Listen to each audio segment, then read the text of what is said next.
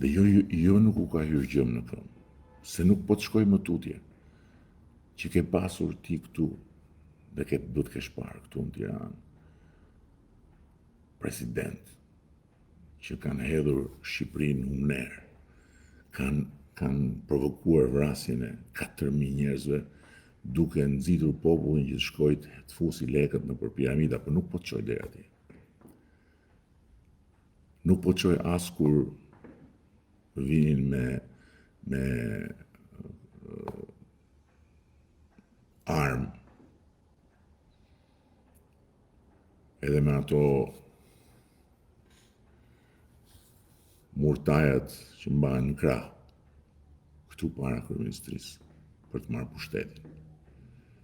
Ca Honxho Bonxho, që sot du të bëjnë Shqipërinë madhështore. Dhe asnjëherë nuk te para ma një prokuror që ti të rasi këta, e ti thoture, ku vadis domine. Deri për para pak vitesh. Altin Dumanin kur e ke dëgjuar ti, Fadil, se me siguri e ke dëgjuar. E ke dëgjuar para 10 vjetësh, para 15 vjetësh, apo para 20 vjetësh. E diti që Altin Dumani ka qenë prokuror në detyrë në ato vite që unë po flas, po ti nuk ja ke dëgjuar emrin. Prokuror i zoti, i përkushtuar, i ndershëm patjetër, i ndershëm, i vendosur. Po, s'ka thirrë në herë një që ti thot, hajti këtu ti. Si i vrave ti 4 veta?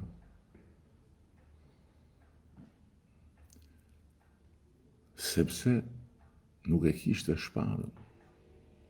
Qatë triste, këtë triste. Madje, shefja e madhe e Altin Dumanit, ishte prokuror e përgjithshme, vetëm se çoi një cop letër për ca drejtues policie dhe i tha, hajdeni t'ju pyes ç'a ndodhi,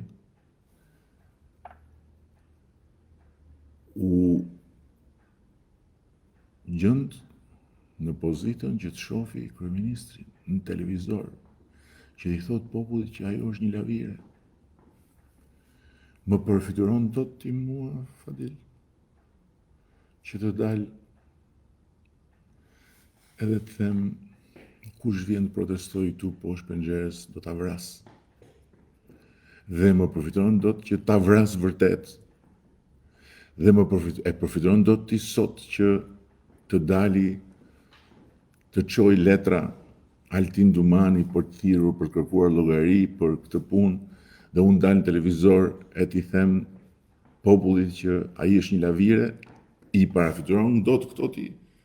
Në asnjë mënyrë. Janë të paimagjinueshme. Po e di pse janë të paimagjinueshme?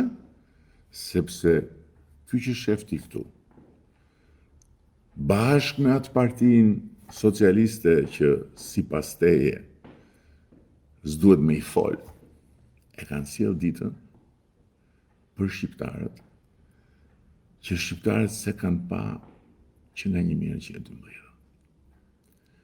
Sepse ne kemi dorëzuar tek drejtësia shpatën e ndëshkimit që i takon drejtësisë. E ka ajo zonja drejtësisë, e ke parë atë statujën e zonjës drejtësisë, e kam nxjerrur her pas here. Ka një shpatë ajo në dorë, ka dhe një peshore, ka dhe sytë mbyllur që mos shofi kush je. Hiç. Po vetëm të gjykoj çka ke bërë. Po ajo shpata ishte këtu ke zyra ime. Ishte trashëguar që nga 1912. Njëri pas tjetrit. Mbretëria, diktatura, demokratura. Dhe përdore ajo shpata sipas nevojave, orekseve të kësaj zyre këtu. Prandaj Shqipëria, burgosurin e fundit politike ka në demokraci. Fatos Nanon, e njeh Fatos Nanon? Ke dëgjuar në ju? U fut në burg me urdhër nga i pari. Sot këto janë të paimagjinueshme. Po pse janë të paimagjinueshme? Sepse ajo që kam bërë unë me Partinë Socialiste është e paimagjinueshme. Hidhur përpjet ti, bashkë me të gjithë kukumjaçkat dhe insektet e kënetës, nën ritmin e bufit, po e vërtet është kjo.